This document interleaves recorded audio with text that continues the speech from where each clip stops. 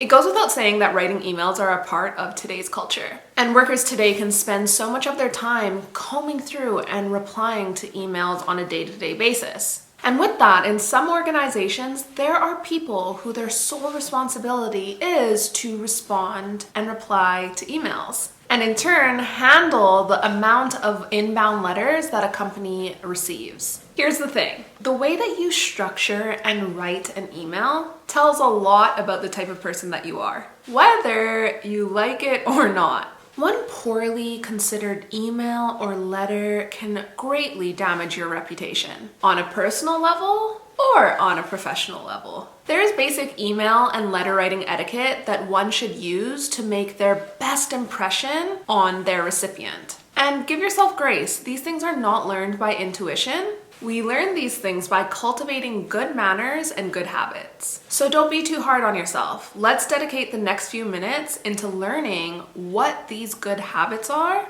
and just how we can implement them. It is simply good manners to greet a person before you begin to burden them with your details. The greeting has a way of calming their nerves and getting them ready to read your writing. Some people take the salutation you use as a really big deal. Unless you are writing to a very close friend or relation, avoid the use of informal salutations such as hey, buddy, and howya. Professional salutation is always simply dear Mr., Mrs., Miss White. If you are sending an email to someone you do not know, then you should either find their email address, which in most organizations is based on their name, or you have to use generic email addresses like info@ and then the company name. We live in a digital age, and there are so many ways to finding contact details. You can always call the reception of a business and politely ask for the name of a person or a certain position. And you can also be a little bit more tech savvy and look up these companies online and then search out their position on LinkedIn, and it will usually give you a name that is associated with these positions. Now, if you cannot find a name and you're going to write a general email to a general email address, you know, the ones that are like info@ or contact@, and then the company name, in these cases, you'll want to ensure that you're addressing these documents, these letters, as dear sir or madam, and not to whom it may concern. From here, you can open your letter or your email with hello, I am, and then your name, and then immediately say who you're looking for and their position. And that's when you would ask that you would appreciate if your email or your letter could be forwarded on to this person. From here, you will want to briefly introduce yourself, as we shouldn't assume that the recipient will know who we are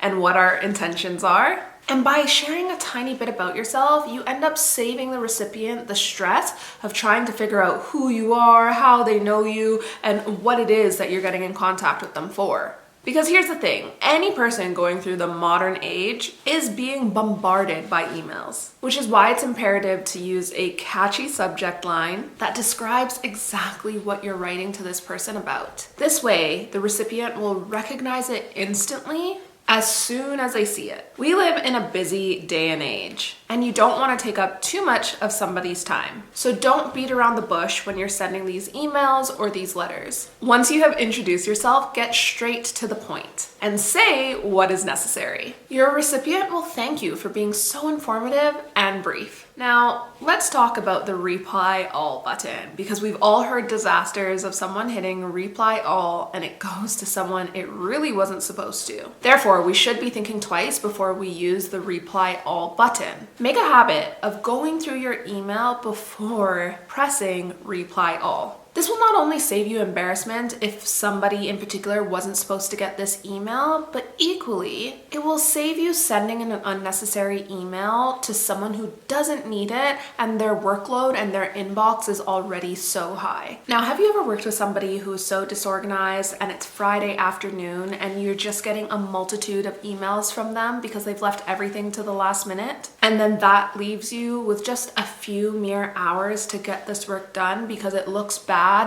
that the person sent it to you on Friday, but then it isn't getting done until Monday or Tuesday. Do not be a Friday afternoon dumper. The next thing that you're going to want to consider when you're sending emails or letters is minding your tone. We have all received or even sent an email that started with, "As per my last email." and we all know what that means. Words such as per my last email, are not only charged, but they're also loaded. So mind your tone and do not allow your emotions to affect your emails or your letter writing.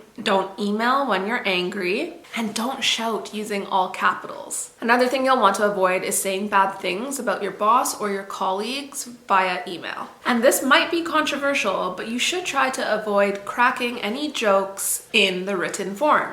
Emails can often be hopeless at conveying humor, so often it's best to avoid it. Say only what needs to be said and save others their precious time. And the next thing you're going to want to look out for and avoid and not use is abbreviations, slang, or emojis. Ladies, I want to specifically address you on this one. As for women, it is often hard to send an email or send a request without putting an emoji or a smiley face on the end of it.